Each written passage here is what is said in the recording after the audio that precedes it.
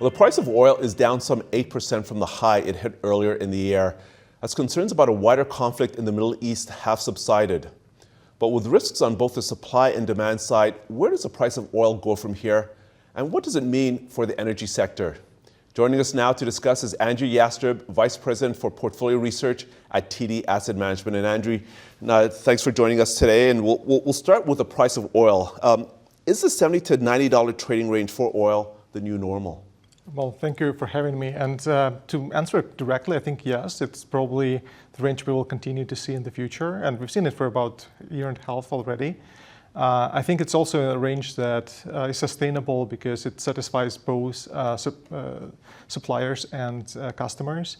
So we've seen last year and so far this year pretty robust demand growth. So obviously $90 oil is not resulting in some declines in demand.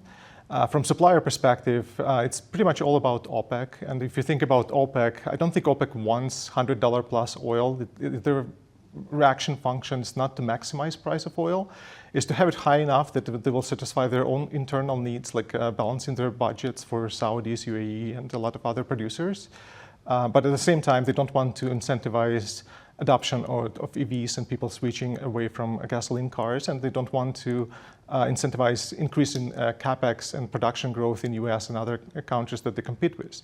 So that $70, $80, $90 price range satisfies all of those. And I think as we think over the next several months, it will be interesting to see how OPEC and Saudis in particular think about potentially bringing back that million barrels that they did a voluntary cut last summer.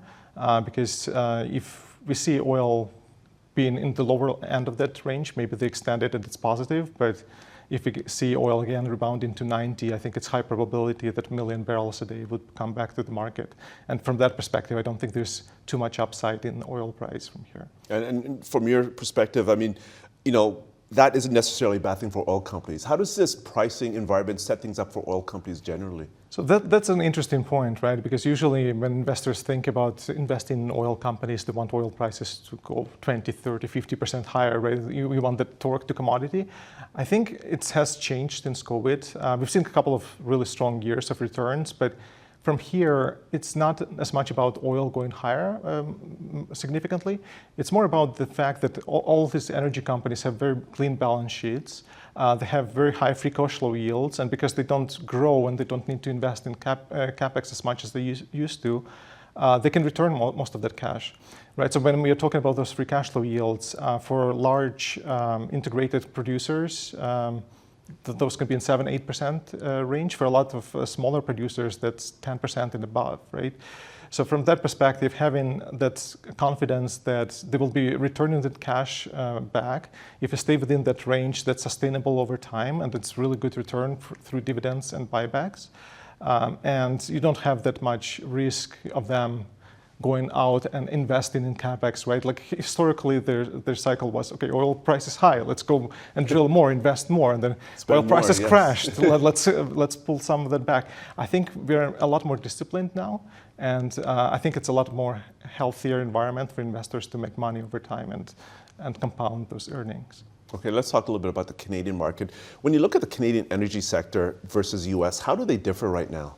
So that's another very good question. One key catalyst that we've been waiting for years is happening, and actually it's happened literally today on May 1st. TMX expansion is officially operational as of this morning, and it's taking commercial crude and shipping it, and soon we'll be filling tankers. We've been waiting for this for years. Yeah, this is a big deal for the Canadian energy sector. Yes, so what it means is that we'll have over 500,000 barrels of extra capacity to ship more products out of Canada, which is great. It means that Canadian producers can grow. Before they were constrained by pipeline capacity, and now it will be easier to invest in growth over time. And secondly, it means that the pricing that the Canadian producers will be getting will be more sustainable over time. We've seen periods in the past where production was way above capacity to ship, and at those times, Canadian oil was traded at a significant discount because it was hard to get oil out of the basin. So now as we get into this new regime for the next few years until this pipeline is also full. We have a capacity, we have opportunity to grow, and we probably have better prices as well. And how long will it take, do you think, for that capacity to? I think the estimate is about anywhere between 2 to 5 years. I think 2 years is probably too aggressive, looking at where the capital discipline is right now with these companies. I don't think they will fulfill it necessarily within 2 years. 5 years is probably too long. I think 3-4 years is more prudent estimate. And a second factor that you need to keep in mind for Canadian energy versus US energy is that Canadian energy actually benefits from weaker Canadian dollar, and we've seen US dollar going up year to date across pretty much all major currencies. And then we've seen also weakness in Canadian dollar after we've seen what's happening with Canadian budget and some weak economic data here in Canada. So if this weakness continues, that will be actually a big tailwind for Canadian producers. If you look at Canadian oil being priced today in Canadian dollars, for Western Canadian Select, it's mid $90 in Canadian dollars, and for synthetic crude oil, it's over $110 per barrel. So pretty good pricing for Canadian oil right now. Okay, now I want to pivot from oil to natural gas. How's this environment looking for this commodity? So natural gas is an interesting story because obviously you don't have an OPEC control in this market, and what we've seen in this market recently or last 6 months, 9 months, natural gas pretty much got destroyed. So spot natural gas prices in US is over just under $2 per cubic feet. And what that means is that we've just seen really weak demand. And a lot of the driver behind that was we've seen 2 really warm winters in a row, and inventories are elevated. On top of that, this winter, we've seen a warm winter, not only in North America, but in Europe. So on both sides of Atlantic, we have a situation where inventories are elevated at the end of heating season. Production is still quite robust, and there is a risk that we'll get to tank tops in terms of inventories by September, October, at which point you cannot produce more because you cannot store natural gas. So if you want, we can bring up a chart. Yeah, I think we brought the chart up earlier. Let's bring it up once more. And what this is showing is 2 things. One is the green line shows today's forward curve for natural gas. And forward curve is basically price of natural gas in futures market. So you can trade natural gas for delivery next month, or 6 months from now, or 2026, 28.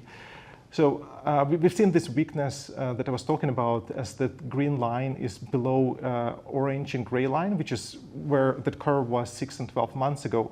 But I think what's really interesting is that the later part of that line in 2026 and through 2028, those prices haven't really changed. And that's, I think, where it becomes really interesting for natural gas with a view of 2 to 3 to 4 years out, is that we know that in response to weak prices right now, some production has been reduced, especially in the US. So we had peak in production earlier this year around 106 BCF per day. Now we are under 100. But then the other part of that is that we know that there's more LNG export capacity coming over the next several years. We have LNG Canada ramping up later this year here in Canada. We have also several facilities coming online in the US. And what that means is that we know there's going to be more demand at the time when, those elevated inventories will not last forever. So what the market is telling you right now is that spot net gas prices under $2. Some marginal producers don't make money in that environment if they sell it in spot. But that 2026 through 28 price is still $4. And that expectation was there, pretty much the same level about a year ago. So if market is correct and we go from under $2 to $4, I think that will be beneficial to net gas prices and the companies involved.